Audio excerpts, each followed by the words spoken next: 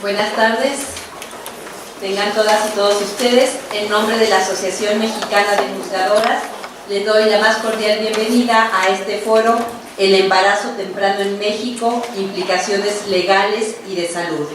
Hoy nos acompañan expertas que nos hablarán desde diferentes visiones sobre este importante tema, no solamente en nuestro país, sino en el mundo. Voy a presentar a la doctora Rafaela Schiavone Ermani, consultora independiente. Muchísimas gracias por estar aquí, Rafaela.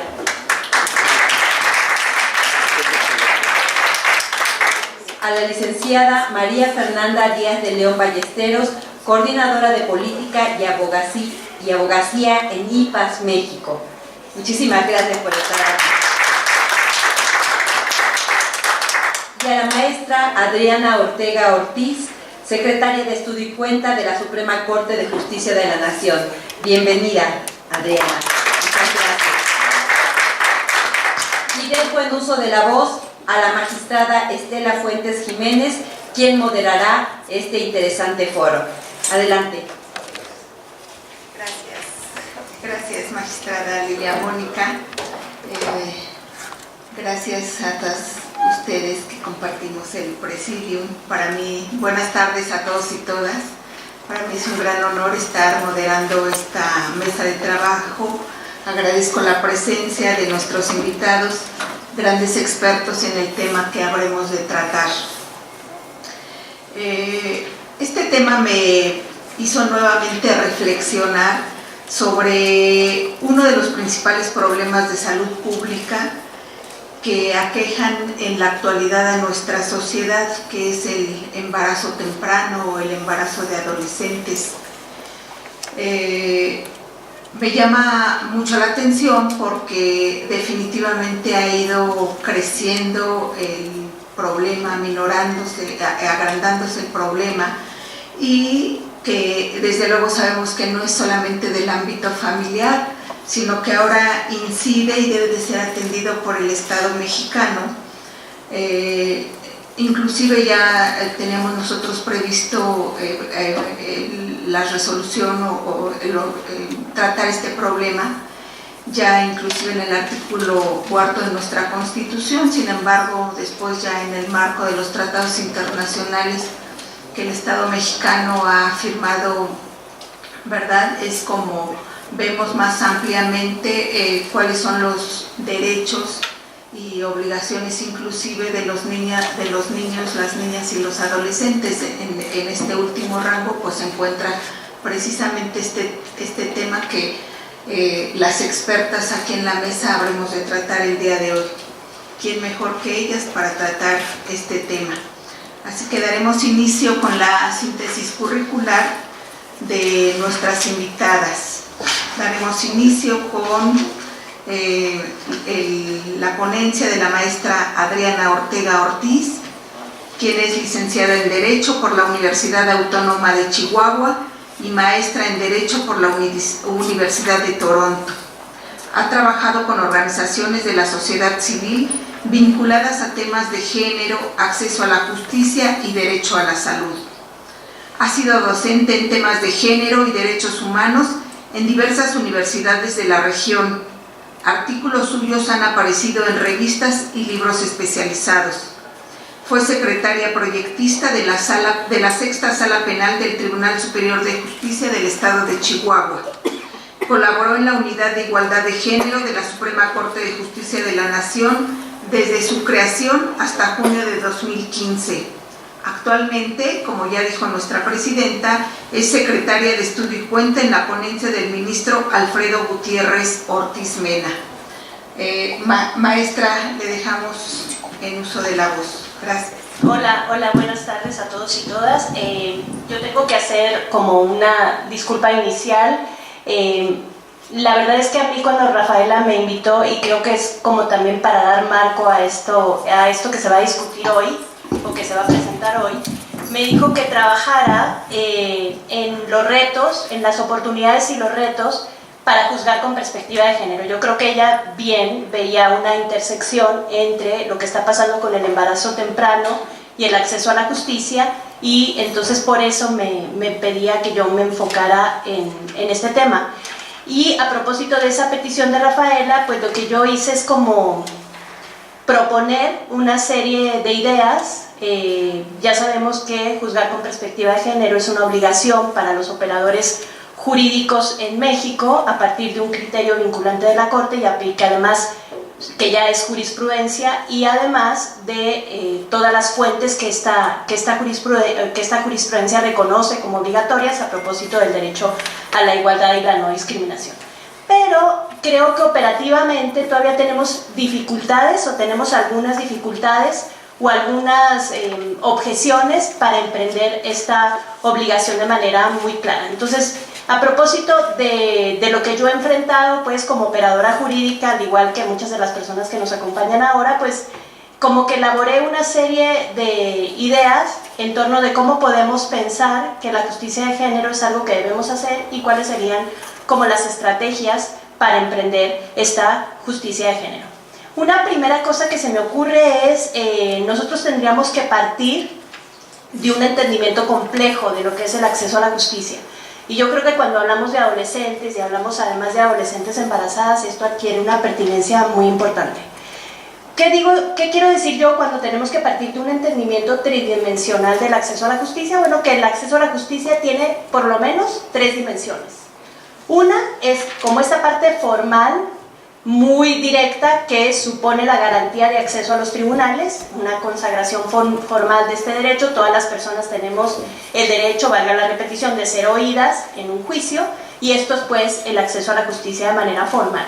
Sabemos, yo creo que a estas alturas ni siquiera tendríamos que discutir que esta garantía no basta para que las personas en realidad accedan a la justicia. Entonces tendríamos que pasar a la siguiente dimensión del acceso a la justicia, que es esta dimensión un poquito más material, más en contacto con la realidad, y que entonces nos ha impuesto ajustes como la presencia de traductores y de intérpretes de lenguas indígenas en los procesos judiciales.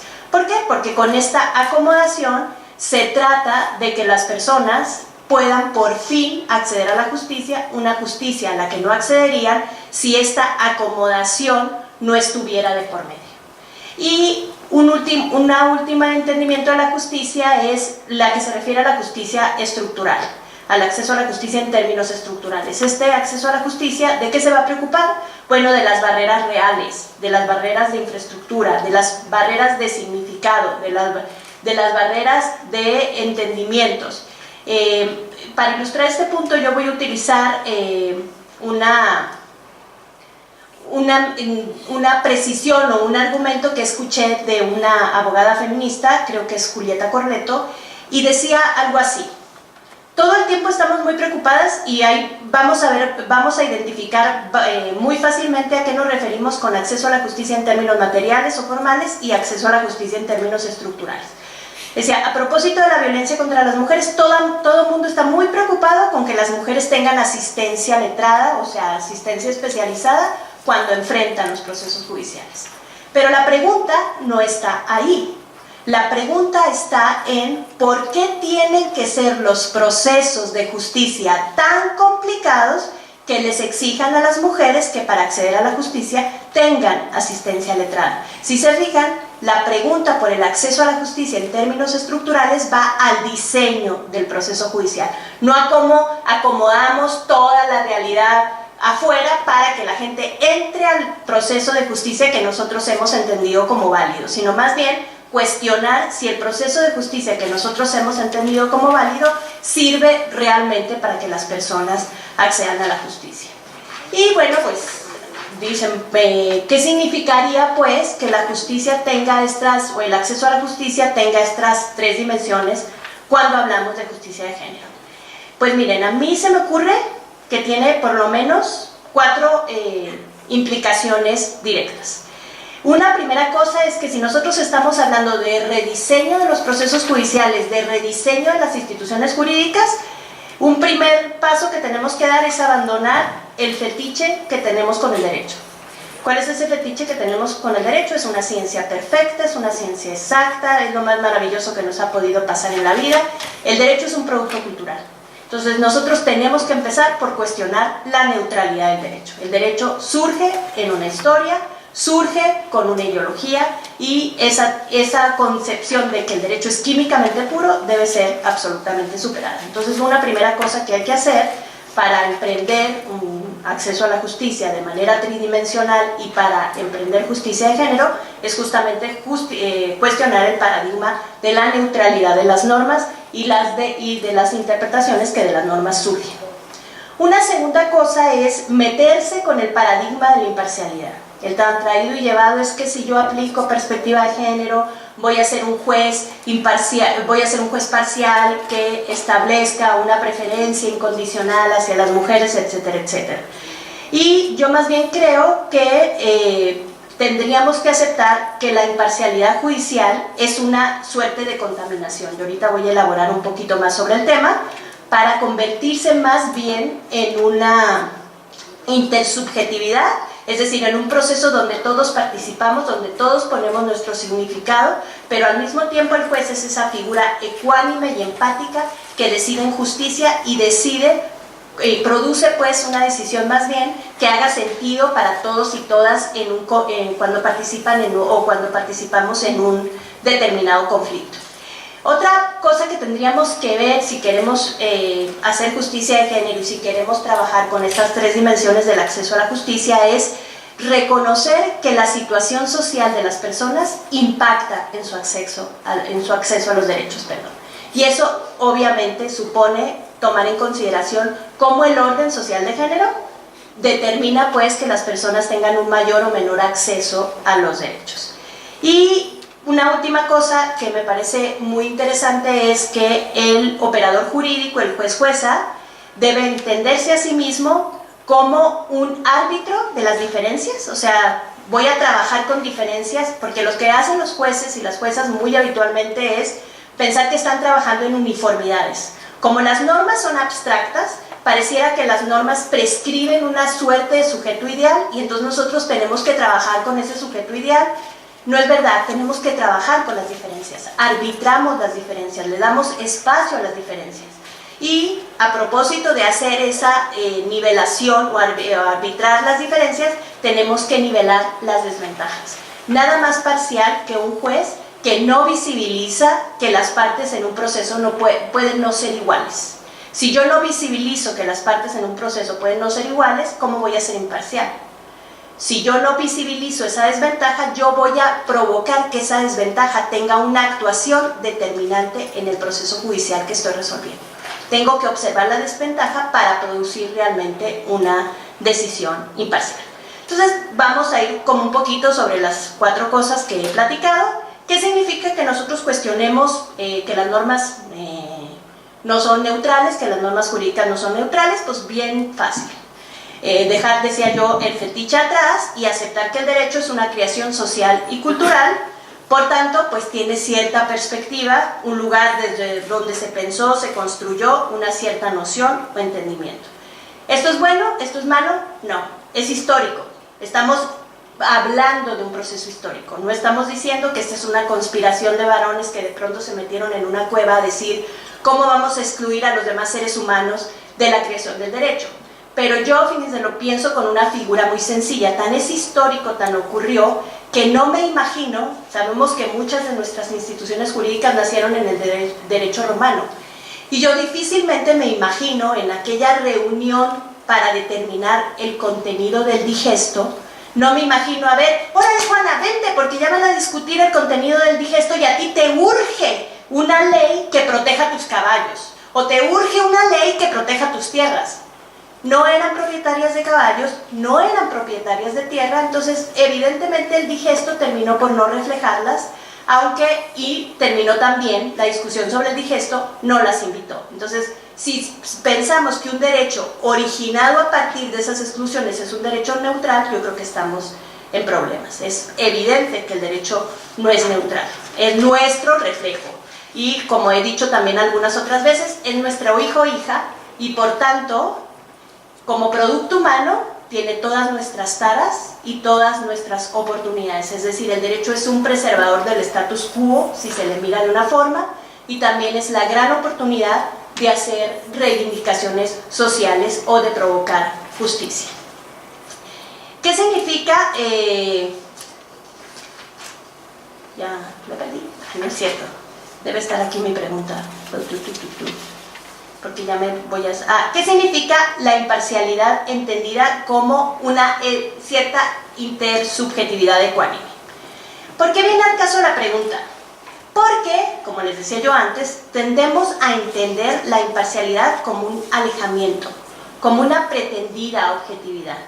Y lo voy a decir con una figura súper sencilla. Si yo quiero saber qué está pasando ahí atrás, lo mejor que puedo hacer para entender qué está pasando ahí atrás no es caminar 5 pasos atrás, es acercarme. Entonces, el jueza entiende la imparcialidad como una suerte de alejamiento, porque según ella, el alejamiento es lo que le va a permitir tomar una decisión no contaminada. La gran pregunta es, si yo quiero saber qué está pasando ahí atrás y decidir lo mejor para las personas que están atrás, si yo me alejo y me alejo y me alejo y me alejo cada vez más, ¿con quién me voy a quedar? Porque ya no voy a poder ver lo que está pasando ahí atrás. ¿Con quién me voy a quedar a platicar solita? Conmigo misma. Entonces, ese alejamiento lo que provoca es el espacio que se necesita para que los prejuicios lleguen. Y entonces yo, que quiero producir legítimamente una decisión imparcial, lo que voy a provocar es una decisión que está tomada conmigo misma o conmigo mismo como punto único de referencia. Va a ser el espacio donde yo voy a poder entender las normas en abstracto y voy a imponerles a las personas que están ahí atrás lo que yo pienso que esas personas que están ahí atrás son o deben ser, y entonces voy a poner en todo ese espacio que se recorre todas mis representaciones de lo que esas personas deben ser. Entonces, si yo realmente quiero ser imparcial, tengo que correrme el riesgo de acercarme y acercarme mucho. Porque cuando yo me acerco mucho, puedo entender muy bien el carácter del conflicto, puedo entender muy bien los impactos para cada una de las personas que participan y puedo actuar muy eficazmente como un traductor. Yo tengo el derecho como instrumento, yo tengo la obligación de traducir para esas personas y para su conflicto el derecho. Tengo que producir en ese acto de generar una decisión, una concepción del derecho que las involucre, que las identifique, una decisión en la que se puedan reconocer. Si esa decisión es algo en lo que no se pueden reconocer, esa decisión es forzosamente artificial. O ha ocurrido en un espacio artificial y ha ocurrido en un espacio no imparcial. ¿Qué significa entender la incidencia del orden social de género cuando se habla de acceso a los derechos? Pues miren, la historia empieza con reconocer que existe un orden social de género. Ese orden social de género nos hace distintas cosas, nos gusten o no. Podríamos tener una gran discusión sobre si el orden social de género existe o no, pero yo les voy a poner una anécdota o les voy a poner un ejemplo que nos va a permitir que el orden social de género ahí está, nos persigue, nos guste o no nos guste. Todas hemos estado en un espacio público donde de pronto se presenta como significante, es decir, como lenguaje, como expresión, una persona que interpretamos como sexualmente ambigua, es decir, una persona cuya identidad sexogenérica no podemos decidir a priori. Y entonces, lo curioso es que ocurre, fíjense bien, nos está ocurriendo en el espacio público. Nos está ocurriendo seguramente con una persona con la que no vamos a tener contacto nunca más. Pero gastamos todo el trayecto en responder la gran pregunta filosófica de si esa persona es hombre o mujer. ¿Para qué necesitamos saber eso? ¿Para qué necesitamos saber eso si no vamos a interactuar con ella? Es el orden social de género que nos impone que nosotros tratamos a las personas, sentimos a las personas, palpamos a las personas, juzgamos a las personas, nos relacionamos con las personas, les damos derechos y oportunidades a las personas a partir de que lo reconocemos como hombres y mujeres. Necesitamos saber eso porque si no, no sabemos cómo tratar ni siquiera en lo presuntivo, en lo imaginario, a una persona que se nos presenta. Entonces necesitamos colocarla en un lugar. Entonces el orden social de género hace todo el tiempo eso. Nos asigna binariamente la identidad sexual, dice niños, niñas, y una vez que hace esa asignación binaria, es decir, en dos, dice qué les toca hacer a los niños y qué les toca hacer a las niñas, y luego, una vez que decide qué les toca hacer a unos y qué les toca hacer a otros, distribuye el valor, las oportunidades y los recursos, y el poder. Entonces dice que a los niños, por ser niños, les van a tocar más oportunidades, les van a tocar más recursos, les va a tocar más poder. Entonces el orden social de género va limitando las posibilidades de ser reconocidas o reconocidos, las oportunidades de participar adecuadamente en los canales de redistribución y la oportunidad de estar en los espacios donde se toman las decisiones que nos afectan. Y a propósito del embarazo temprano, ese es un tema muy importante. Las mujeres no estamos, por regla general, en donde se toman las decisiones que nos afectan, por ejemplo, muy significativamente en materia de salud. Las mujeres estamos ausentes de esa discusión. Y ese orden social de género, como nos jerarquiza en todos los niveles, nos reparte reconocimiento, redistribución y poder, pues también nos reparte el acceso a los derechos. Las instituciones jurídicas que están pensadas para preservar o para actuar conforme con el orden social de género van generando una serie de exclusiones donde las que juegan la parte más difícil o la parte más cuesta arriba son las mujeres y las personas de la diversidad sexual.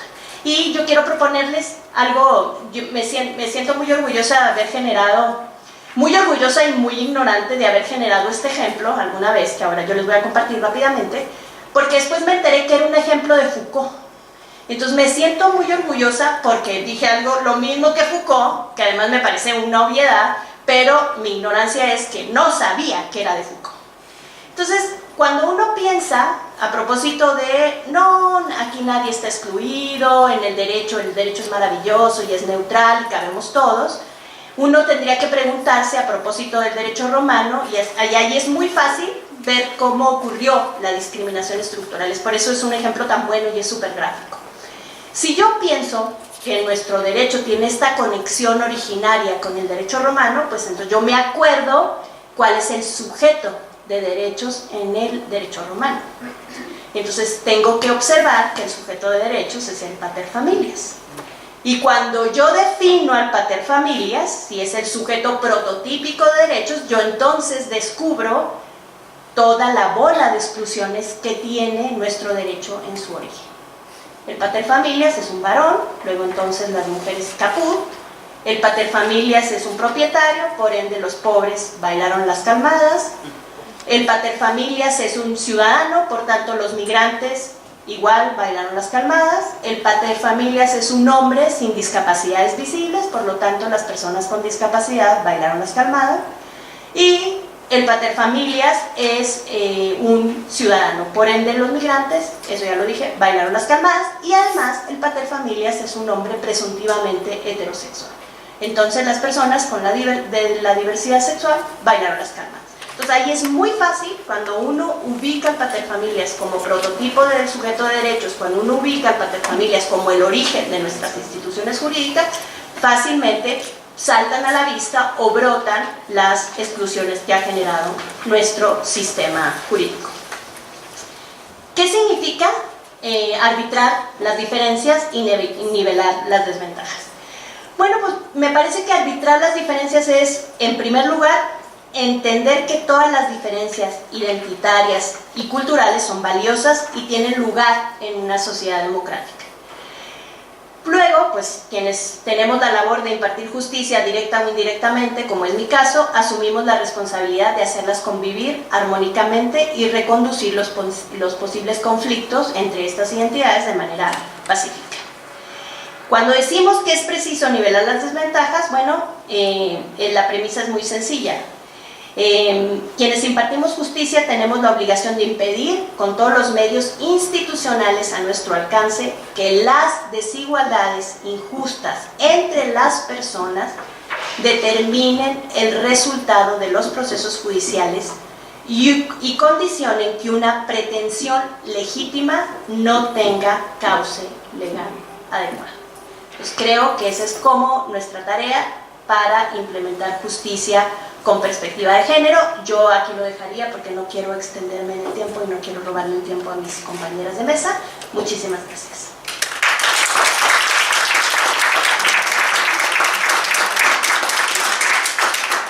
Gracias, maestra Adriana Ortega. Muy plausible todos sus comentarios, excelentes reflexiones. Me llama mucho la atención cómo usted toma el principio de imparcialidad en los juzgadores, que siempre lo tenemos presente, los que nos dedicamos a esa actividad, y que realmente lo hacemos contrario a lo que usted está diciendo, y creo que sí es muy importante que retomemos estas reflexiones que usted hace al respecto. Para continuar con nuestro programa, voy a dar lectura a la reseña curricular de la doctora Rafaela Schiavoni.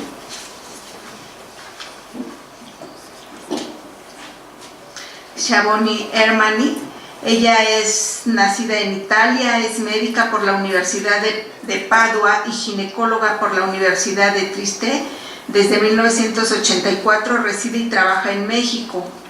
Ha sido certificada por el Consejo Mexicano de Endocrinología y Nutrición y por la Federación Internacional de Ginecología Infante Juvenil. Ha sido encargada del Servicio de Biología de la Reproducción del Hospital General de México y jefa del Servicio de Salud Reproductiva para Niñas y Adolescentes, que fundó en 1996 en el Instituto Nacional de Pediatría de la Ciudad de México.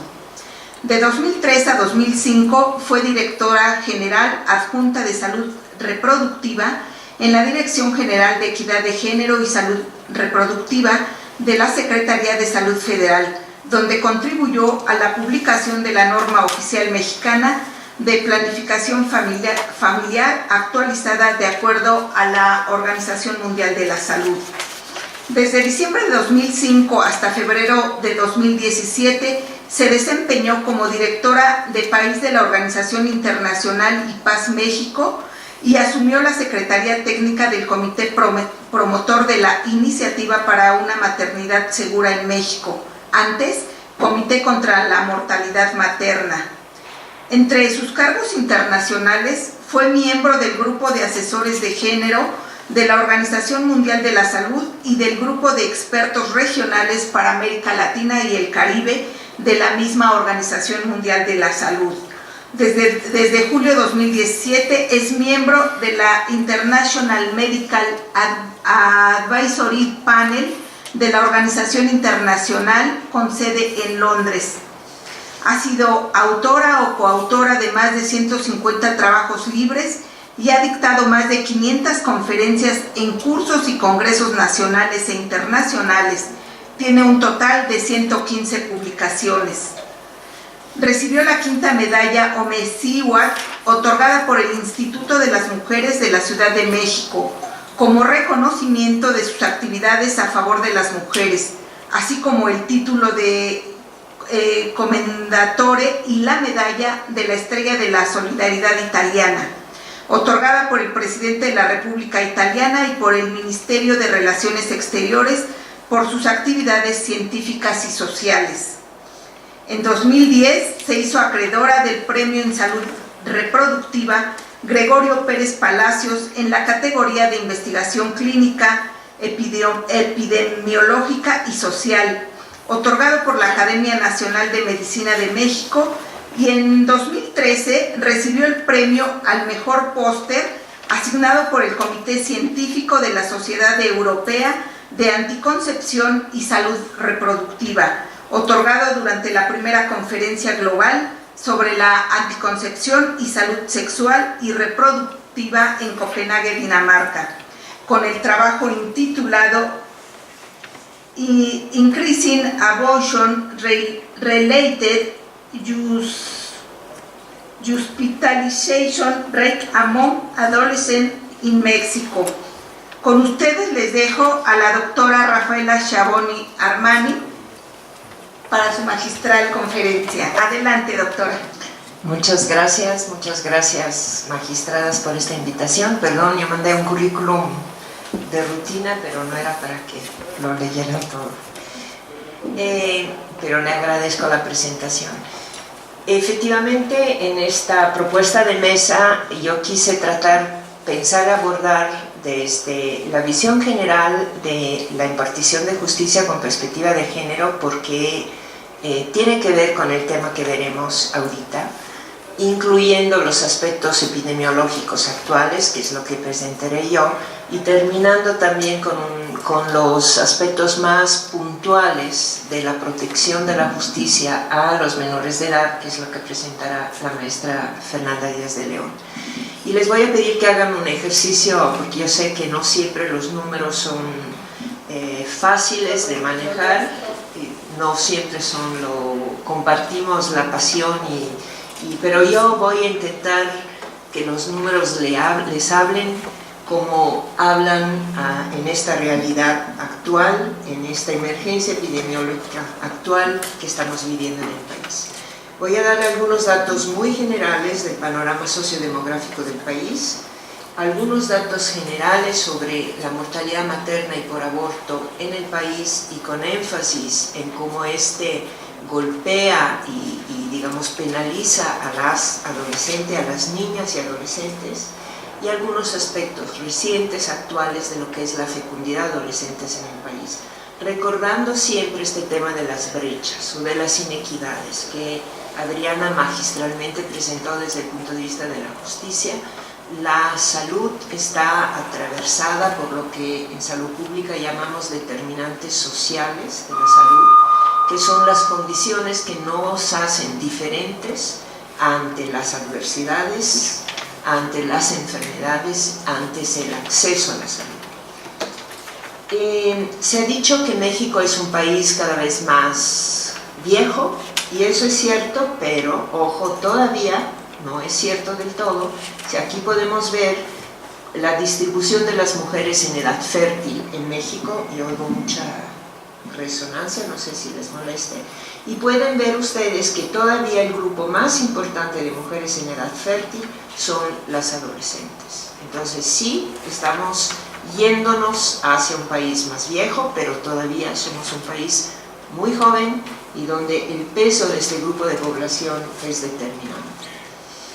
Una buena noticia son algunos puntos así como muy seleccionados de la situación demográfica, sociodemográfica del país. Una buena noticia es que ha ido subiendo gradualmente con los años, y estas estoy representando 3 diferentes encuestas nacionales. En el 97 en morado, 2009 en verde y 2014 en rojito, podemos ver cómo ha ido aumentando entre las mujeres en edad fértil el nivel educativo de primaria, es decir, las mujeres son cada vez más educadas relativamente, y veremos cómo el nivel de secundaria sí determina algunas de estas condicionantes sociales de la salud, pero también nos está poniendo cada vez más arriba la vara del alcance educativo. ¿Cuál es la situación actual de la mortalidad materna y de la mortalidad por aborto, que es un aspecto de la mortalidad materna que no siempre explicitamos en las estadísticas? Este es un resumen muy gráfico de cómo la muerte materna le ha afectado a las mujeres del país, y eso por definición es una determinante de inequidad social, porque la muerte materna es algo que afecta por definición solo a las mujeres, ¿verdad? Entonces, en estos años, este es un resumen de casi 3 décadas, en estos años se han muerto 32.284 mujeres con muertes maternas. Estos son el número de muertes que se han dado por causas maternas en adolescentes y niñas. 180 niñas de 10 a 14 años han muerto por causas maternas, y de estas el 7.5% han sido causas relacionadas con el aborto. En algunos contextos internacionales, y yo comentaba a las colegas, vengo regresando de Argentina, donde se está discutiendo el tema de la despenalización del aborto allá, y algunos de los participantes dicen, bueno, en el fondo no se mueren muchas mujeres por aborto, ni muchas mujeres por muertes maternas. Bueno, la respuesta es todas, o la enorme mayoría de estas muertes son muertes prevenibles, y es pensar en que en estos años se han caído 130 yumbos cargados de mujeres embarazadas, pariendo, abortando, ¿verdad? Y todas ellas han muerto, insisto, por causas esencialmente prevenibles. De estas muertes, si las graficamos por grupo de edad, podemos ver aquí por causas maternas en azul y por causa por aborto en rojo el porcentaje de muerte en niñas y adolescentes, de 10 a 14 y de 15 a 19 años. Esto representa aproximadamente 1 de cada 8 de estas muertes fue en menores de 19 años. No se distraigan con todas las gráficas, se lo voy a, digamos, representar de manera muy sencilla. Si analizamos de todas las hospitalizaciones en adolescentes por todas las causas, en los registros oficiales de la Secretaría de Salud, por todas las causas por las que un adolescente pueda terminar en un hospital, en promedio a nivel nacional, el 82%, el 82% de estas hospitalizaciones fue por causas maternas. 8 de cada 10 adolescentes que están en una sala hospitalaria lo está porque está o embarazada, o está pariendo, o está abortando. Y aún más, si analizamos todas las hospitalizaciones en niñas de 10 a 14 años, casi una tercera parte de estas hospitalizaciones, el 29%, es por causas maternas. Yo creo que estos datos hablan por sí solos. Y aquí estoy representando las diferencias entre entidades federativas. Por ejemplo, en Coahuila, casi 1 de cada 2, casi el 50% de las hospitalizaciones por todas las causas en las niñas de 10 a 14 años es por causas maternas. Ha sido por causa materna, y este es un análisis puntual que hemos hecho a lo largo de los años. Después de este panorama general, voy a enfocarme un poco a las características de la sexualidad y de la fecundidad adolescente en el país. Y de antemano les digo que voy a tratar de romper algunos mitos que seguramente tenemos muchos en la cabeza, algunos fetiches como los denomina Adriana. Y en especial el tema del mito de la sexualidad y de la fecundidad adolescente, en términos de que cada vez son más sexualmente activos y cada vez son más sexualmente irresponsables. Parte de estos mitos es cierto, vamos a ver el tema de la precocidad de la actividad sexual, pero vamos a ver de alguna manera el tema de la responsabilidad, en quién reside esta responsabilidad o irresponsabilidad. Aquí les voy a guiar un poco de la manita. Estas son encuestas nacionales representativas que México hace de manera periódica. Y le estoy comparando ahorita la edad, le estoy presentando la edad mediana en la que las adolescentes inician vida sexual activa, tienen su primera relación sexual, comparando dos generaciones. La más joven, de 25 a 34 años, se pierde la señal aquí, la de 25 a 34 años, y la generación anterior a ellas, de 35 a 49 años. Podemos ver que en promedio se ha adelantado la edad, ha pasado de 18 a 17.7. Entonces, sí es cierto, la edad de inicio es cada vez más temprana. Vean ustedes, sin embargo, el papel que juegan algunos de los determinantes sociales que les comentaba. En especial me voy a enfocar solo a la escolaridad y me voy a enfocar solo a la generación más joven. Hay una diferencia de 2 años de edad entre la edad de inicio de vida sexual activa entre aquellas que tienen solamente primaria incompleta o menos, ni siquiera tienen primaria, y aquellas mujeres adolescentes que tienen secundaria o más. La edad promedio pasa de 15.9 a 17.9, solamente por el hecho de haber tenido acceso, de haber tenido la oportunidad de estar en la escuela. Si analizamos con las mismas variables el uso de anticonceptivos en la primera relación sexual, es decir, la edad de inicio de vida sexual activa es muy precoz y es muy temprana en muchos países desarrollados, pero que no tienen los problemas de fecundidad adolescente que tiene México. ¿Por qué? Porque la sexualidad es protegida. La sexualidad se ejerce con métodos anticonceptivos, con métodos de protección, etc. Vamos a ver cómo la escolaridad actúa, condiciona aquí esta variable, y también lo vamos a ver comparado entre dos encuestas. La más reciente nos muestra de manera significativa una mejora, un incremento en el uso de métodos anticonceptivos. Pero vean ustedes la diferencia en el uso de método entre aquellas que no tienen escolaridad, solo el 4% uso anticonceptivo en la primera relación, comparada con aquellas que tienen secundaria o más, casi el 42%, una diferencia de 10 veces más. Y no entra ahorita en la discusión de las causas, les estoy dejando esta información para que reflexionemos y discutamos.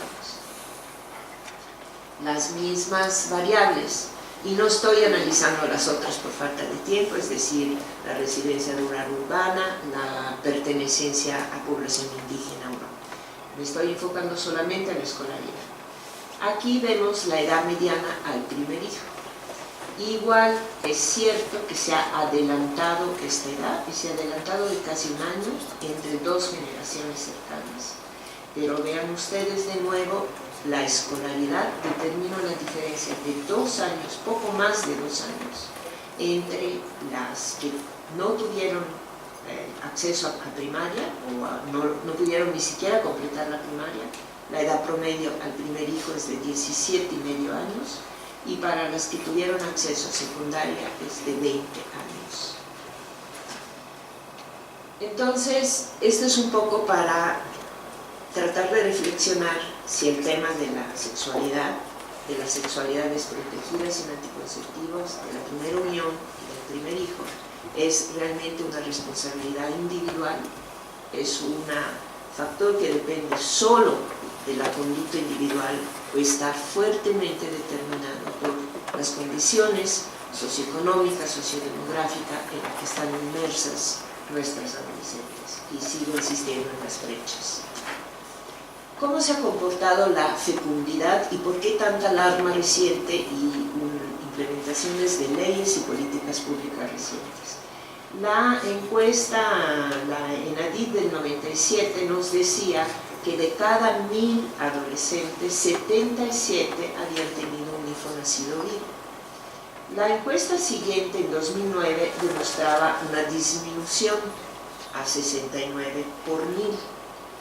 Pero, oh sorpresa, en el 2014, la siguiente encuesta vuelve a mostrar un repunte de la fecundidad adolescente, que fue la que fue una llamada de atención muy fuerte en los tomadores de decisiones, en los hacedores de políticas públicas, en las secretarías de salud, de educación pública, etc. Quiere decir que prácticamente 8 de cada 100, el 8%, 77 de 1000 adolescentes han tenido por lo menos un hijo nacido vivo en nuestro país.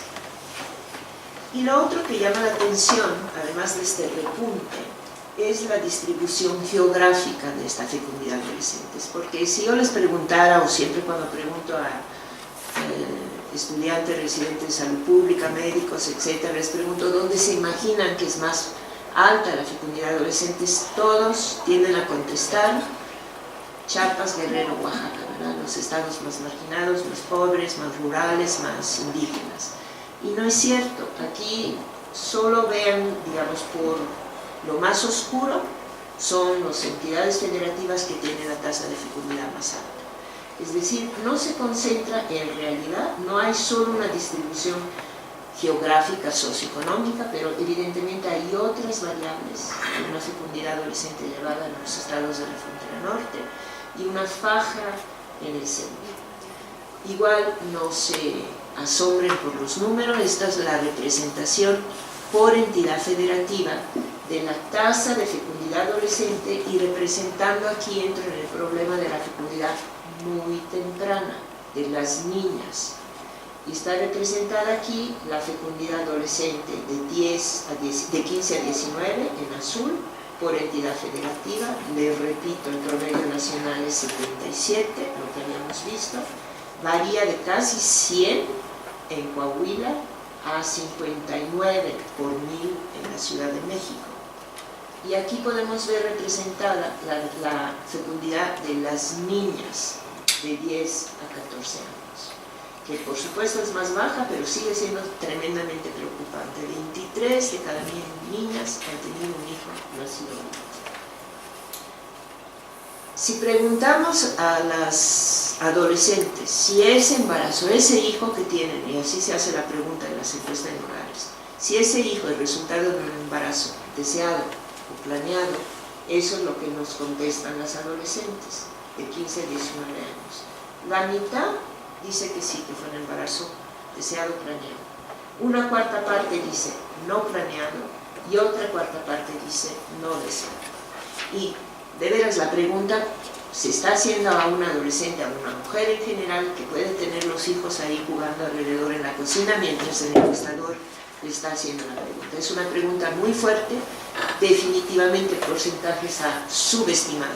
Muchas mujeres no contestan, no era deseado este hijo, pero aún así la mitad de los embarazos de los hijos en estas edades fue no deseado o no planeado. Les voy a presentar dos datos rápidos de lo que implica el embarazo a estas edades en términos biomédicos, en términos de salud pública. Y esto lo hicimos a partir de un análisis de una fuente de información que se llama SINAC, que es el Sistema de Información de los Certificados de Nacimientos. En casi 8 millones de certificados de nacimientos, en niñas y adolescentes, donde queda clarísimo que a menor edad de la madre, mayor es el porcentaje de premadurez y de bajo peso. Y siempre digo, imagínense una niñita de 14 años con un bebé que pesa 1,5 kg y que nació de 28 semanas. Lo que le espera a ese niño y a esa mamá, y lo que nos espera como país. En general, si analizamos estos certificados de nacimiento, esta es la distribución general de los nacimientos por grupo de edad. En estos años, más de 100.000 nacimientos entre 8 y 14 años, 1.400.000 nacimientos entre 15 y 17 años, más de 2 millones de nacimientos entre adolescentes de 18 y 19 años. Estos son los datos oficiales, los más recientes que ha presentado CONAPO, que es la entidad oficial para informar de las situaciones demográficas en el país. En números absolutos, el número de nacimientos, todas esas gráficas que les voy a presentar a continuación tienen que ver con el embarazo en niñas, en menores de 15.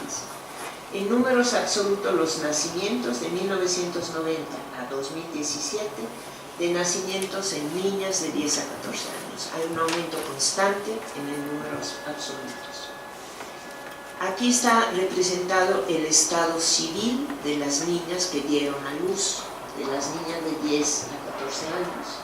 Y podemos observar, aquí pueden ver solteras, casadas, unión libre.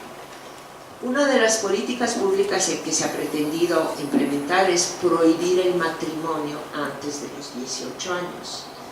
Podemos ver que en realidad esto está solamente sustituyendo, está generando una sustitución, si bien puede ser una norma importante para establecer, la norma social y jurídica. Vemos que simplemente va disminuyendo el porcentaje de niñas casadas, aumenta ligeramente el porcentaje de niñas solteras, pero aumenta de manera proporcional el porcentaje de niñas en unión libre. En el lugar de residencia, si analizamos el lugar de residencia, solamente para comentarle que hay una progresiva urbanización del embarazo en adolescentes, cada vez más también en regiones urbanas. Y también en tema de escolaridad, que si bien debería ser un factor protector, también vemos un aumento progresivo de la escolaridad de estas niñas. Hay más porcentaje de niñas que cumplieron con la secundaria, que completaron la primaria, que cumplieron con la secundaria. Es decir, sí, la escolaridad es un factor protector, pero la vara es cada vez más alta. La primaria no es suficiente para proteger de un embarazo adolescente y la secundaria se está volviendo también ineficiente. Finalmente, cuando hablamos de estas cifras y de estos datos, solo estamos viendo la mitad del infierno. Es decir, estamos viendo solo a las niñas. Y una de las grandes preguntas y uno de los grandes vacíos en la información que tenemos es ¿quiénes son los padres? La otra parte. Y quiero comentarles que desde el punto de vista, digamos, de las información, del registro de información, este es un vacío significativo. Las encuestas no preguntan la edad del padre. El sistema de información de nacimiento, el SINAC, no pregunta la edad del padre. Pero hay otras encuestas que nos dan indicadores proxy, a otras encuestas como la de salud y el registro civil. A la hora de ir a registrar un nacimiento, sí se pregunta la edad del padre. Y estos son los datos, ya voy terminando, me voy adelantando esto. Estos son los datos oficiales que acaba de publicar CONAPO, porque estuvimos insistiendo de la importancia de entender el problema, entendiendo la otra mitad. No podemos prevenir y hablar de prevención y atender el embarazo en niñas si no sabemos qué está del otro lado. ¿Quiénes son los padres? Y lo pongo entre comillas, porque yo creo que la paternidad implica algo más que inseminar. Y podemos ver aquí, estos son datos oficiales de CONAPO, de 1990 a 2000, son proyecciones de 2014. Aquí, en este soclito, apenitas que se ve rojito, se está hablando de parejas coetáneas, menores de 15 años. Insisto, estos son los embarazos de niñas menores de 15. Este porcentaje mínimo, que no alcanza el 1%, son padres coetáneos. Los adolescentes de manitas sudadas que todos imaginamos cuando hablamos de embarazo adolescente, ¿verdad? En este rosadito, estos son parejas, padres, que tienen de 15 a 19 años, que implica adolescentes también mayores. Aquí en naranjado estamos hablando de adultos de 20 a 24 años, en gris oscuro de 25 a 29 años, este soplito llega a 34 años, y en gris claro, edad no declarada. Lo que hace pensar en que son adultos o que fue una violación. Que fue una violación por un desconocido o por alguien que no se quiere declarar. Es decir, el tema de la fecundidad adolescente, sobre todo muy temprano, tiene una cara adulta, que es el padre. Y esto implica, por ley, y aquí terminará completando, digamos, el razonamiento que estamos tratando de hilar entre las tres, implica un problema, una presencia de un delito, de una violencia sexual.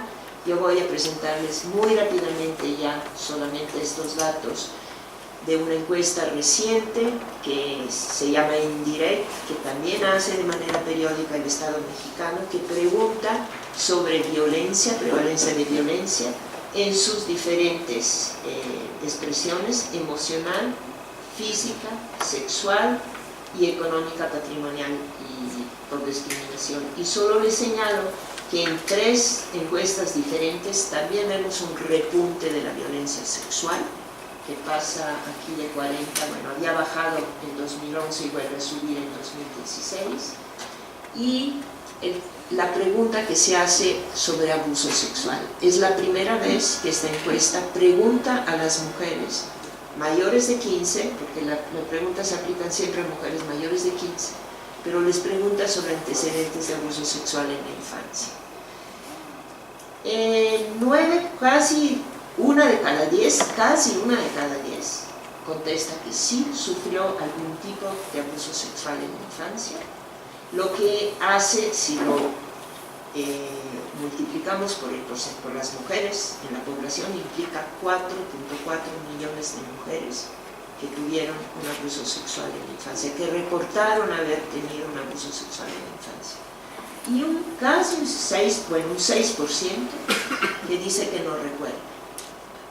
Yo siempre digo que diría Freud, ¿verdad?, de alguien que dice no recuerdo si fui abusada en la niñez.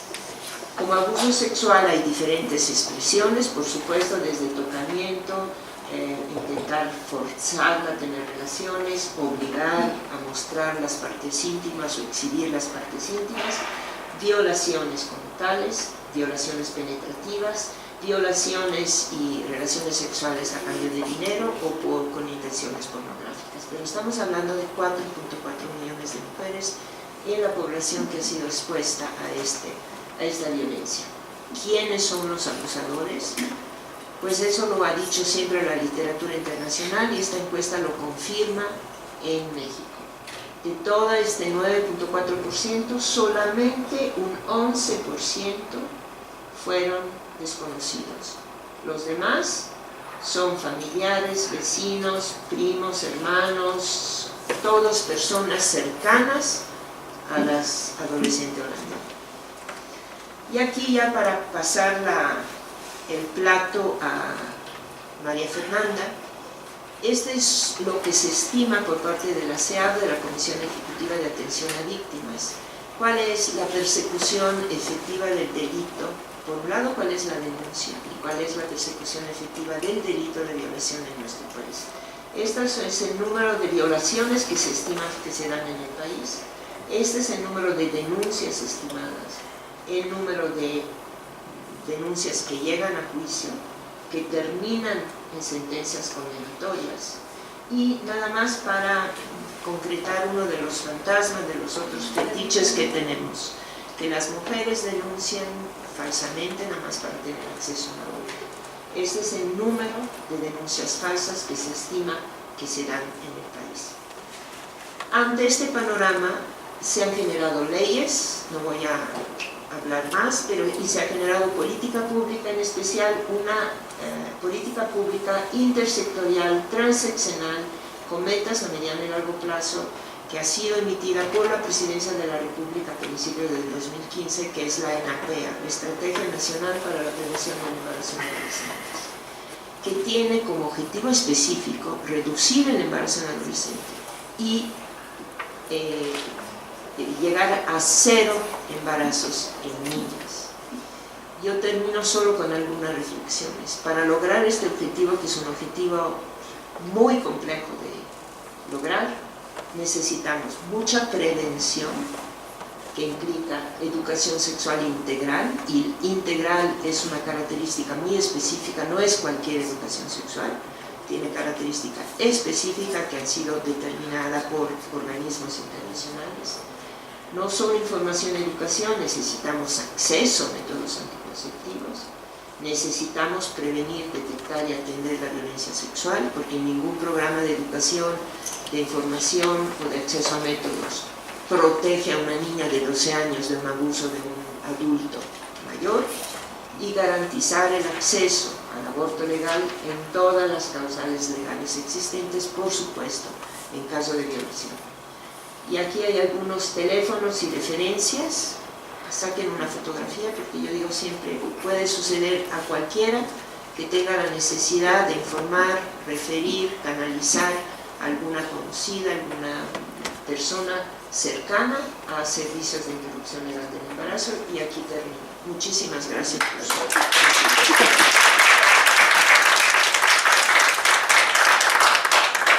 Gracias, doctora, por su brillante exposición. Desde luego, atendiendo a algunos comentarios que nos hizo la doctora, vemos pues con gran preocupación cómo se ha ido incrementando en nuestro país el embarazo en adolescentes. De ahí que sí es muy necesario que el Estado mexicano implemente políticas públicas, no solo para entender, sino para atender también las causas de esta situación, porque es primordial para el futuro de México. Sabemos pues que la falta de educación sexual y programas sociales de asesoría adecuados son causas importantes del alto número de embarazos prematuros. Sin embargo, como bien ya lo decía la doctora, no son los únicos.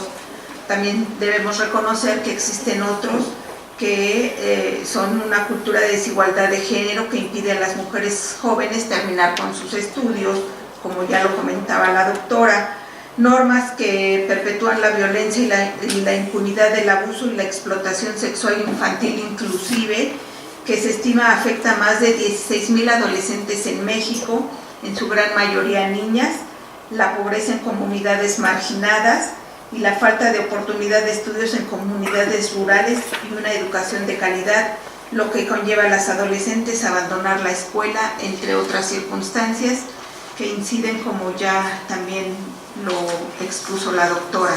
Siguiendo con el programa, voy a leer una síntesis curricular de la licenciada María Fernanda Díaz de León Ballesteros. Ella es licenciada en Derecho, con estudios en cabildeo y producción jurídica y especialista en diseño de leyes y políticas públicas con perspectiva de género y derechos humanos. Ha participado en diversos procesos de creación y modificación de leyes y normas a nivel federal y local y en procesos ante los comités del Sistema de Naciones Unidas, Comisión Interamericana de Derechos Humanos y Suprema Corte de Justicia de la Nación. Ha sido docente invitada en cursos y seminarios de diversas universidades a nivel nacional e internacional en temas relacionados con derechos humanos de las mujeres e impartió las materias de Introducción al Derecho y Derecho Civil 1 en la Universidad del Claustro de Sor Juana, así como cursos de capacitación a tomadores de decisión y personal de salud, organización de mujeres a nivel local, organizaciones de base, legisladores a nivel federal y local, jóvenes activistas. Oradora y experta invitada en foros convocados por el Poder Legislativo Federal, legislaturas estatales e instancias académicas en relación a iniciativas de la ley a discusión de los congresos. Ha colaborado con diversas instancias de la sociedad civil y actualmente es asesora senior en política y abogacía en Impas México. Con ustedes, la licenciada María Fernanda Díaz de León Ballesteros. Adelante. A todas y a todos. Bueno, es un reto siempre hablar después de Adriana y de Rafaela, que son además personas a las que admiro bastante. Entonces, trataré de ser breve, sobre todo para tratar de redondear un poco el vínculo que existe entre el derecho, la impartición de justicia y los indicadores y la situación del acceso a servicios de salud para las adolescentes y las niñas en el país referente al embarazo temprano. Bueno, veíamos después de las presentaciones tanto de Adriana como de Rafaela que no podemos entender el fenómeno del embarazo adolescente sin entender el contexto en el que estos embarazos se dan. En IPAS México está en prensa ya una investigación que hicimos sobre justamente la relación que existe entre la violencia sexual y el embarazo infantil, específicamente en menores de 15 años, y lo analizamos como un problema de salud pública, pero también de derechos humanos.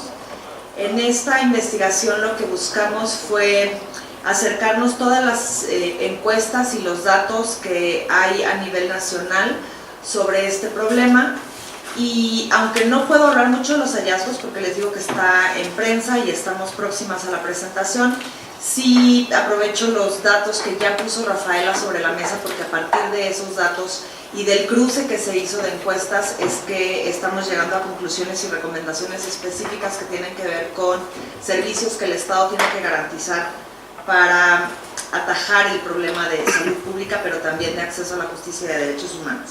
Entonces, cuando hablamos de embarazo infantil y embarazo adolescente, no es, como decía Rafaela, solo analizar que este fenómeno tiene también una cara adulta, sino que también tenemos que mirar la responsabilidad del Estado en la falta de prevención y en la creación de garantías para que estas niñas no se embaracen.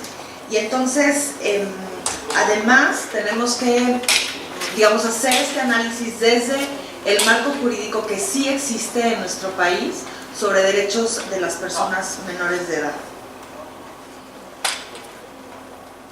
Para nosotros, después de realizar esta investigación y analizar los datos y hacer cruces también con fenómenos más allá del mero embarazo en adolescentes, es evidente que estos embarazos no son solo consecuencia directa como uno se podría imaginar o como generalmente asumimos, y este lugar común de son menores de edad teniendo relaciones sexuales irresponsablemente con menores de edad en un contexto en donde las relaciones sexuales pueden ser consensuadas, sino que la gran mayoría, como ya lo adelantaba Rafaela, son niñas menores de edad que viven en un contexto de violencia estructural en la que ellas mismas no se sienten violentadas, y quizá por eso también la respuesta de que los embarazos antes de los 15 años son embarazos planeados.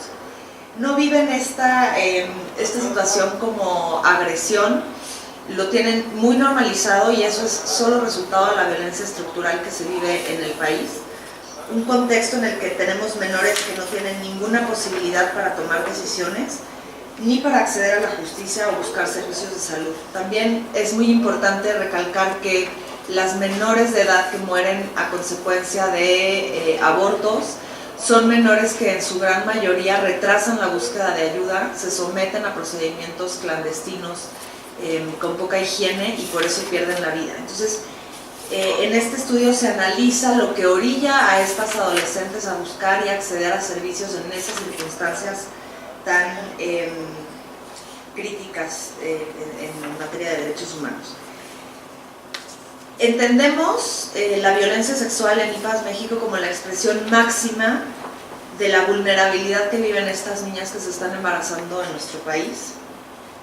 Y entendemos también que no hay opciones y que no hay un mecanismo claro por parte del Estado para poder responder a estos problemas. Y que tenemos que mirar análisis de contextos más amplios, más allá de la violencia. Cuando Rafaela presentaba los índices de embarazo infantil y adolescente en el mapa y se destacaban con colores más oscuros los estados en los que había mayor incidencia, si se hace un cruce sobre la situación de la violencia de grupos de delincuencia organizada, cuando se hace un cruce también sobre los estados que son más conservadores, con marcos jurídicos más restrictivos, en donde muchas veces ese conservadurismo lleva a esconder la violencia sexual que sucede en la mayor parte de las veces en ámbitos muy cercanos a la familia. Entonces entendemos el por qué son estos estados los que tienen un mayor índice de embarazo en niñas y adolescentes. También analizamos el fenómeno del embarazo temprano desde la perspectiva de los derechos humanos y los vinculamos con esta obligación que tiene el Estado de garantizar, proteger, respetar y promover los derechos de este grupo de edad, en general, pero en específico en este grupo de edad cuando hablamos de embarazo adolescente. Y vemos cómo las políticas públicas y los marcos jurídicos le han fallado a las niñas, porque se viola, con un embarazo adolescente se violenta no solamente el derecho a la salud y a la vida, como ya también lo analizábamos en las estadísticas y los datos que presenta Rafaela.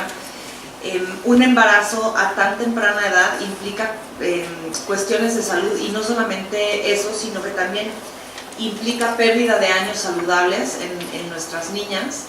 Implica también que las niñas se vean imposibilitadas para continuar con sus estudios, lo que tiene a su vez un impacto en conseguir oportunidades de empleo dignas, con seguridad social, con un salario digno.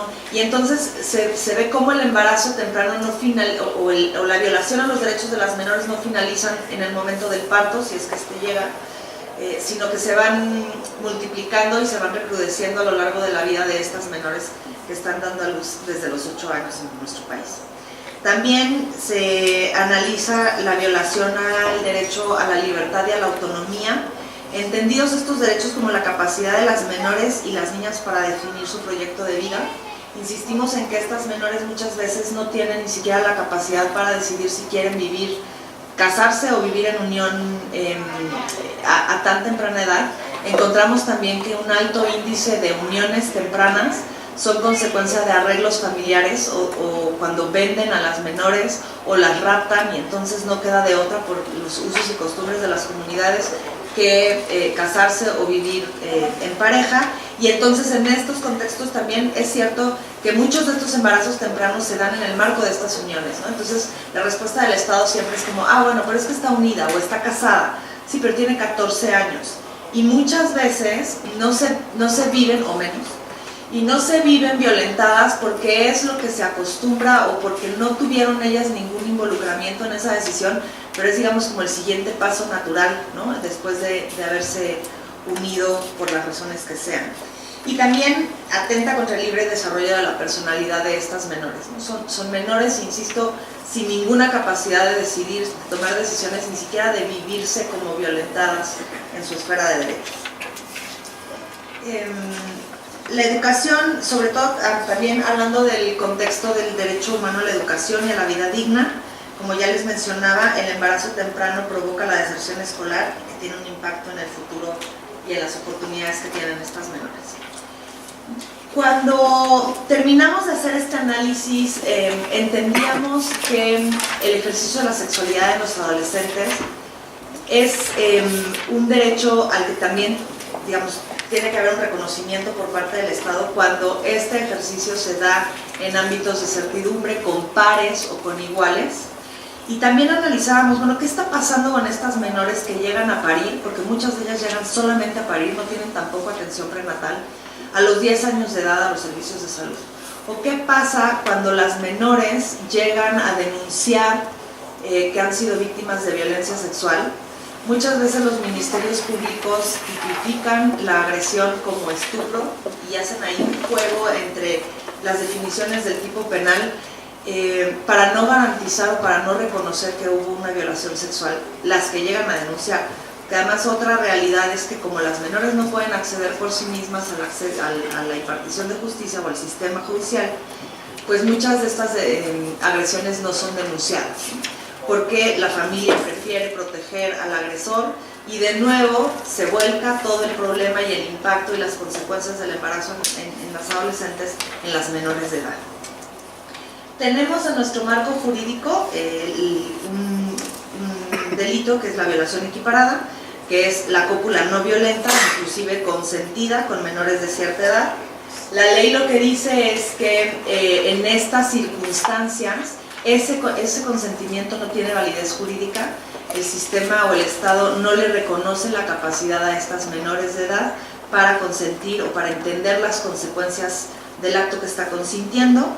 La edad que se considera como mínima para el consentimiento varía de estado a estado y ahora lo vamos a ver. Pero también hay una circunstancia cuando se tipifica la violación equiparada que establece que cuando por cualquier razón no se pueda resistir el acto sexual.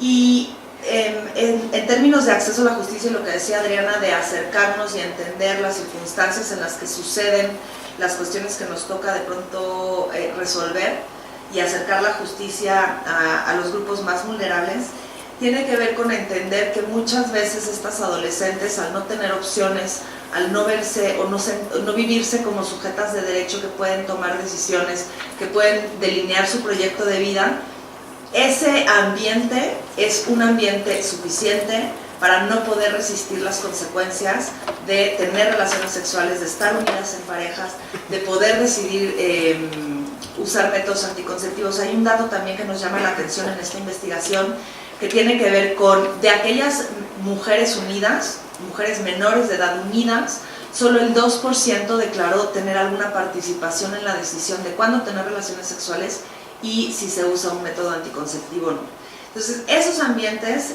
tan desesperanzadores y tan violentos en términos de derechos humanos de las menores son un ambiente que facilitan el hecho de que las menores estén completamente desprotegidas y que no puedan oponer la relación sexual. Y en este caso, bueno, hay una diferenciación entre los bienes jurídicamente tutelados. En el primer caso, cuando se habla de una edad determinada para poder consentir y que el Estado reconozca este consentimiento, lo que se protege es el normal desarrollo psicosexual de las menores. Y cuando se habla de otras razones para no poder resistir la cópula, se habla de libertad sexual, pero también del normal desarrollo psicosexual, cuando se habla sobre todo de personas con capacidades intelectuales disminuidas. En términos generales, del análisis de las legislaciones estatales, la edad del consentimiento para la violación equiparada, encontramos que 6 estados no contemplan o no especifican una edad.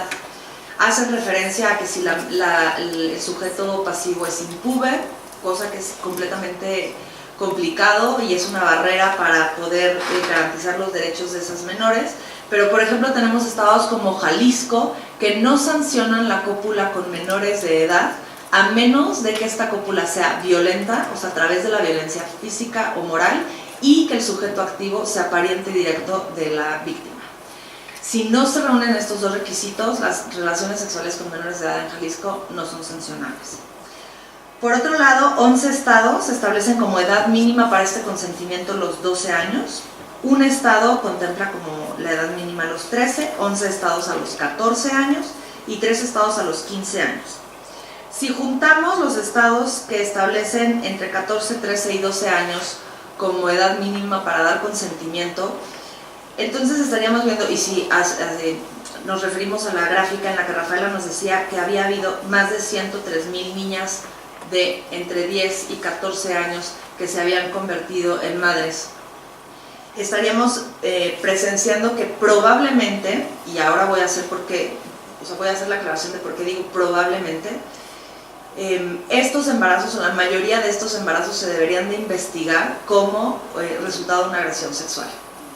Si la ley no le reconoce a las menores de 15, 14 o 12 años la capacidad de consentir una relación sexual, cada niña que llegue embarazada a los servicios de salud debería de ser tamizada o se le debería aplicar un protocolo, debería al menos de prender las alertas del sistema de salud sobre las circunstancias en las que ese embarazo se dio.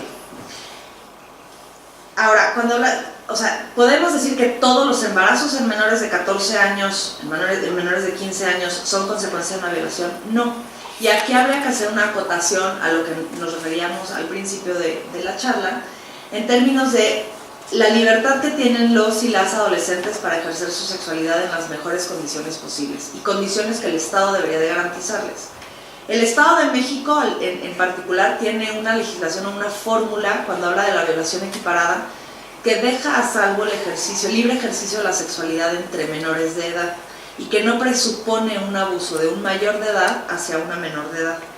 Y establece cuando el ofendido, el pasivo, sea mayor de 13 pero menor de 15 años, cuando haya dado su consentimiento para la cópula y que no haya concurrido modificativa, es decir, que en el último momento la menor de edad no se haya arrepentido del consentimiento que otorgó, cuando exista una relación afectiva con el inculpado y la diferencia de edad no sea mayor a 5 años entre ellos, se extingue la acción penal o la pena en su caso. Entonces, esta es una fórmula adecuada. El Estado de México establece como edad mínima para consentir los 15 años, pero deja a salvo el ejercicio entre dos menores de edad siempre y cuando la víctima tenga más de 13 y menos de 15. Entonces nos parece también que es importante dejar a salvo, estas fórmulas dejan a salvo justamente eso, no se criminaliza el ejercicio de la sexualidad entre adolescentes, pero tampoco se brinca a esta conclusión fácil y este lugar común que dice, no, pues es que las embarazadas, las menores de 12, 13 años, pues es que, claro, no tienen seguramente ningún control en sus casas, son unas libertinas, no se dan a respetar, y entonces siempre volvemos a colocar la responsabilidad de este fenómeno en las menores. Entonces no volteamos a ver lo que el Estado no está haciendo para proteger a estas menores, no está haciendo para entender las circunstancias en las que estos embarazos se están dando. Tampoco es que debamos esperar que todas las menores que asumamos que han sido violentadas, lleguen golpeadas, desgarradas, ensangrentadas a los servicios de salud, porque muchas veces estas relaciones sexuales se dan en ámbitos familiares, en ámbitos que no se perciben incluso con violencia. Hay una respuesta en la ENDIRE sobre el 4.4 millones de mujeres mayores de 15 que habían sido encuestadas, que declaraban que en su infancia habían sido abusadas. Y también se les pregunta sobre la edad de su primera relación sexual. Hay muchas, o sea, no el 100%, a ver, de las que declaran que iniciaron vida o que su primera relación sexual fue entre los 9 y los 14 años, solo el 92% decían que no habían consentido. O sea, todavía hay un 8% que no se vivió agredida cuando tuvo su primera relación sexual. Y este es un indicador que nos debe de alertar en términos de cómo estamos entendiendo, no solo las mujeres, pero como sociedad, como Estado, el tema de la violencia estructural en contra de las mujeres. Ya lo decía, lo dibujaba un poco Rafaela hacia el final de su conversación, que en México hay un marco legal para prestar servicios de aborto que, si bien no atiende a las raíces del problema, sí puede por lo menos poner freno o evitar que se sigan consolidando los efectos del delito o de esta circunstancia violatoria de los derechos humanos en los casos del embarazo adolescente. El primero, el más lógico, digamos, son aquellos embarazos que son consecuencia de violación en todo el país, pueden interrumpirse de acuerdo al marco legal. Les mencionaba yo también al inicio de la presentación que el Estado tiene todo un marco jurídico para atender la problemática del embarazo adolescente. La norma oficial mexicana 046 establece que las menores deberían de tener acceso, o las víctimas de violencia sexual en general deberían tener acceso a servicios inmediatos y prontos de interrupción del embarazo. Pero también hay circunstancias en los estados. 15 estados de la República contemplan que es legal la interrupción del embarazo cuando éste pone en riesgo la salud de las menores. Me parece que hay evidencia clínica y científica suficiente para probar que un embarazo a temprana edad tiene un impacto profundo en la salud de las menores. Y en 29 estados se permite la interrupción del embarazo cuando éste pone en riesgo la vida de las menores. Si miramos también las estadísticas de mortalidad materna en este particular grupo de edad, que es de 10 a 14 años, podemos encontrar también causas suficientes para que jurídicamente puedan interrumpirse estos embarazos. Insisto, no se atiende la raíz del problema, pero sí se garantiza que ese fenómeno o las consecuencias de esa circunstancia que el Estado no ha podido prevenir o erradicar se sigan proyectando a través del tiempo. La norma 046, como yo les decía, ha sido modificada recientemente, en el 2016, para eliminar las barreras de acceso que existen, justamente entendiendo el fenómeno de violencia sexual específicamente en la vida de las menores de edad. Las modificaciones tienen que ver con eliminar el requisito de la denuncia y en posibilitar que una mayor de 12 años pueda acudir por sí misma a solicitar los servicios de interrupción del embarazo a los servicios de salud. Y en particular estas modificaciones tienen que ver con recomendaciones que han hecho comités de derechos humanos, el comité específicamente de derechos del niño, que ha hecho todo también un análisis sobre si los agresores comúnmente son personas cercanas al ámbito familiar o personas cercanas, conocidas. Esto dificulta la denuncia. Si la denuncia es un requisito para poder acceder a los servicios, pues entonces estamos poniendo una barrera innecesaria que lo que genera es que esas menores lleven a término ese embarazo y que tengan afectada su esfera de derechos de por vida.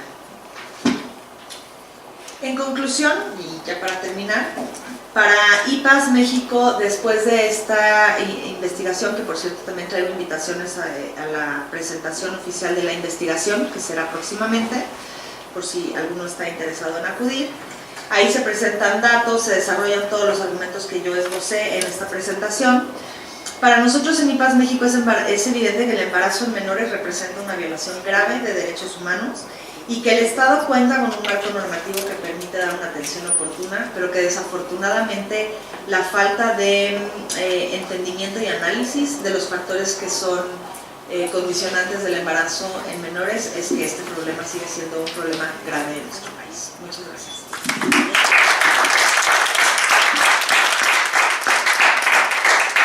Muchas gracias, licenciada, por su excelente participación en el tema que nos trae a esta mesa. Pues como podemos ver, hay muchísimo trabajo que realizar, no solamente en el ámbito social, sino también en el ámbito jurídico. En el ámbito jurídico, pues las juzgadoras siempre hemos, creo que, trabajado sobre ese aspecto en menores, en tratándose de menores de edad. ¿Qué más violencia pide el legislador si con el simple hecho de que son menores de edad, pues obviamente no tienen la capacidad de discernir sobre la conveniencia o inconveniencia de una relación de tipo sexual? De ahí que es necesario pues trabajar mucho sobre el tema. Y en cuestión social, pues desde luego pues es necesario que el Estado implemente políticas públicas y desde luego estrategias para reducir el porcentaje de los embarazos en madres de 15 a 19 años y eliminar los embarazos entre 13 y 14 años. Pues ya hablaba de estas estadísticas desde la doctora Rafaela, luego lo volvió a tocar la licenciada Fernanda, y bueno, considero que todos los sectores de la sociedad deben participar activamente para prevenir embarazos en adolescentes, llámese gobierno en todas sus instancias, medios de comunicación, organismos de la sociedad civil, empresas y público en general.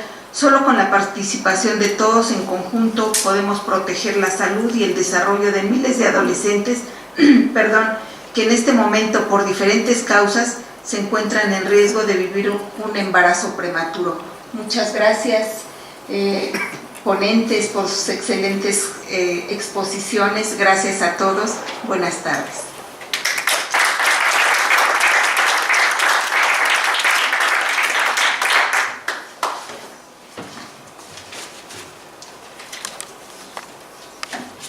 ¿Habrá alguna pregunta que quieran formular a las ponentes?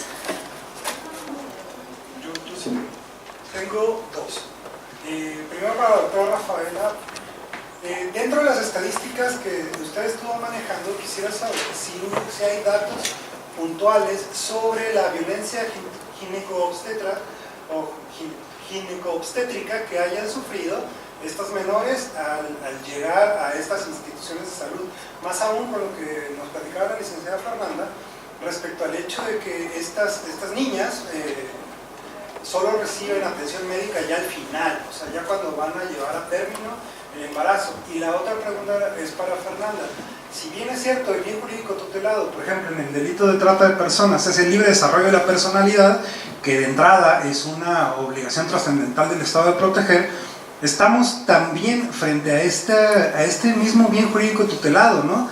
¿Qué tanto saben ustedes si hay alguna iniciativa de ley para incluir una protección más puntual, no solamente por la vía penal, sino inclusive de responsabilidad, inclusive del Estado, ya sea patrimonial o meramente administrativa, respecto al daño que se ejerce sobre estas personas o estas niñas en su libre desarrollo de la personalidad? Es decir, por un lado nosotros tenemos tipos delictivos que protegen de manera puntualísima, como la trata de personas. Inclusive el artículo 13 de la ley de la materia te dice que se tiene que acreditar la explotación sexual, X, Y, Z, pero en el caso de menores no es necesario acreditarlo.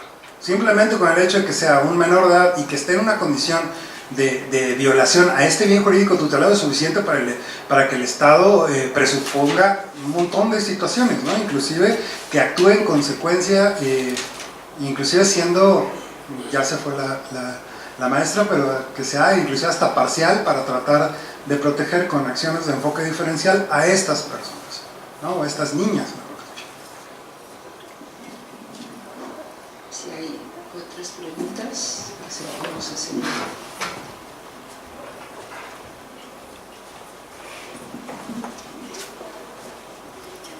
Buenas tardes.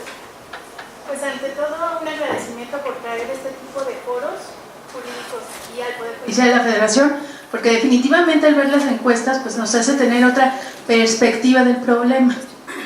Y bueno, son dos comentarios. El primero en relación a si ustedes creen que a partir de esta consideración cultural, de estas asimetrías, de estos prejuicios que rodean a la impartición de la justicia con perspectiva de género, porque si nos enfrentamos a muchos prejuicios dentro del Poder Judicial, a este problema del derecho neutral, sobre todo en el ámbito penal y en la forma en la que se estudian los elementos del tipo, en las causas de exclusión, ¿no?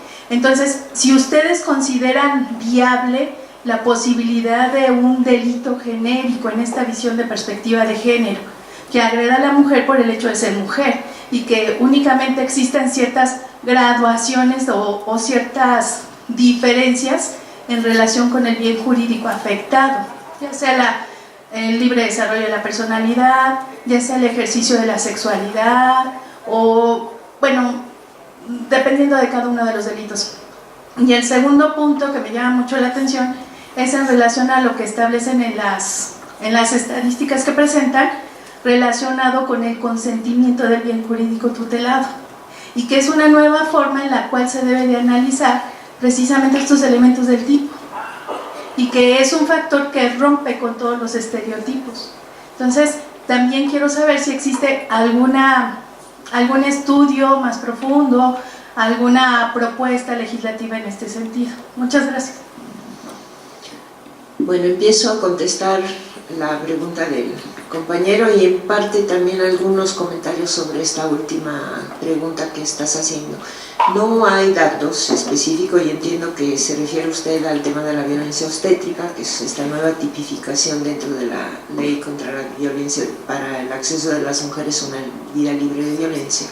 No hay datos específicos en relación a este grupo de edad. Sí sabemos que, y son datos que no les enseñé, pero que también Fernanda mencionaba, en ese análisis de certificados de nacimiento, a menor edad de la madre, menor acceso a los servicios de salud, menor número y acceso más tardíos a los servicios de atención del embarazo, muchas veces llegan efectivamente solamente a parir.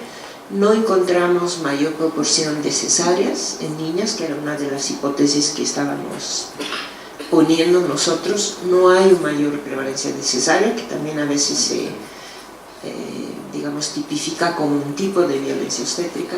No hay datos en estas encuestas como para cuantificar el tema y tipificar la violencia obstétrica en este grupo de edad.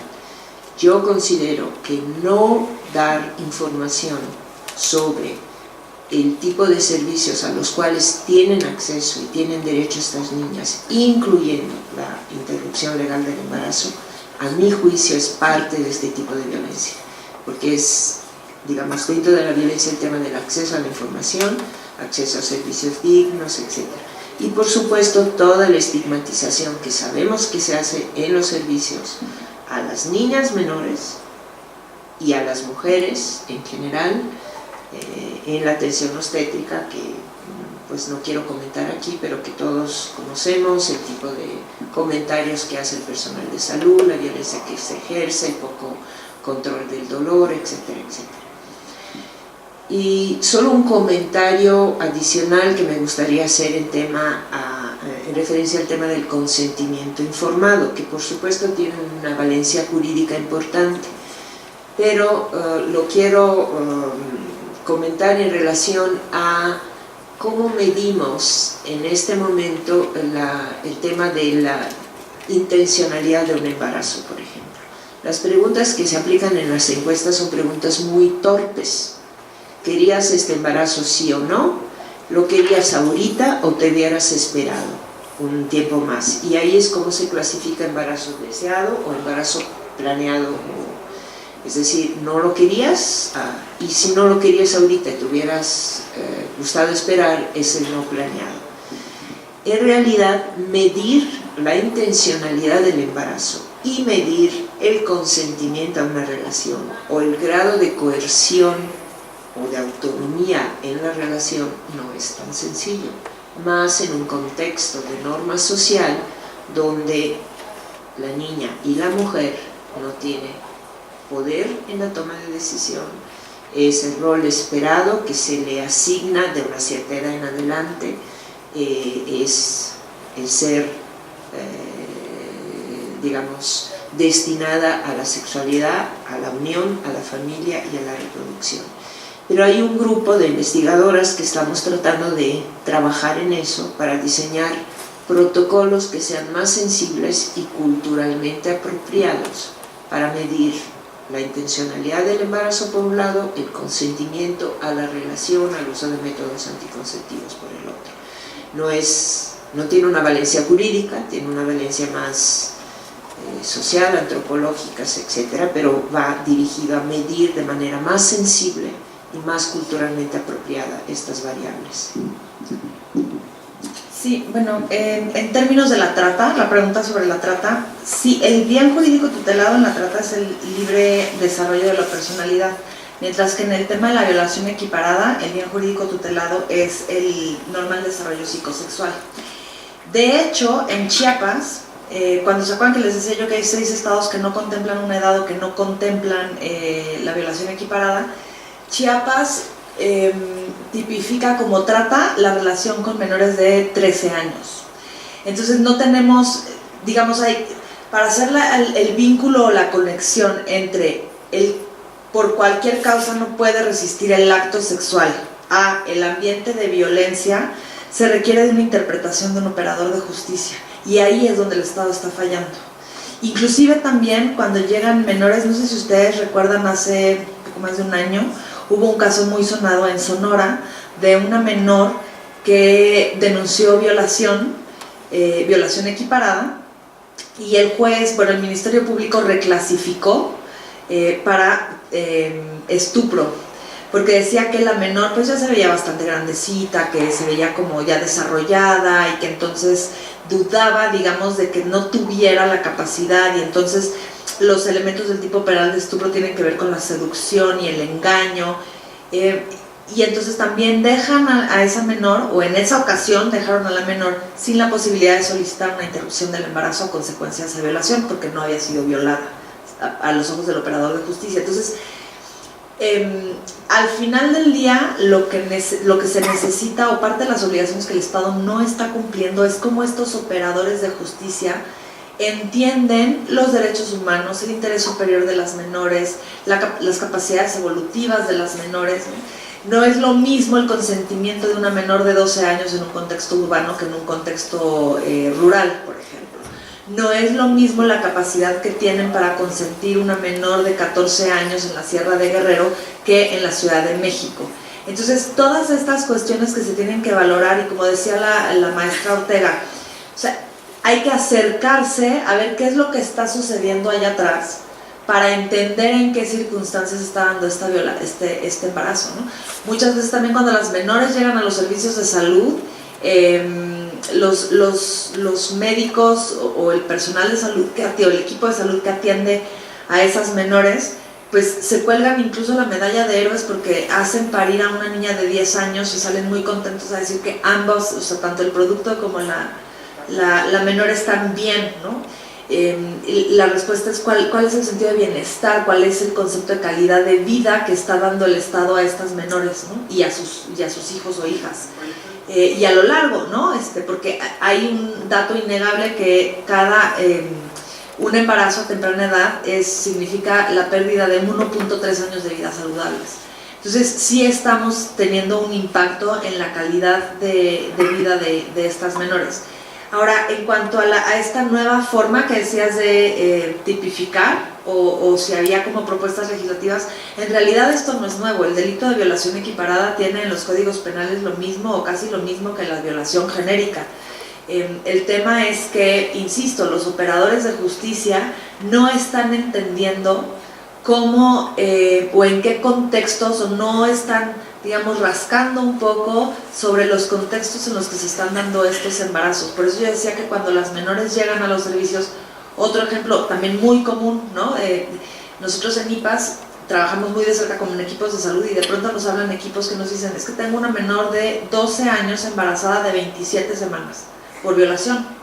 Y entonces cuando empiezas a investigar un poco por qué llegó a las 27 semanas de gestación, te das cuenta que porque la mamá ni siquiera se había dado cuenta de que estaba embarazada, ni siquiera sabía que la habían violado, ¿no? Porque la había violado el tío, porque la había violado el padrino, porque a la menor le dio pena, la menor tampoco tenía como esta relación, ¿no? De puedo estar embarazada porque fui violada.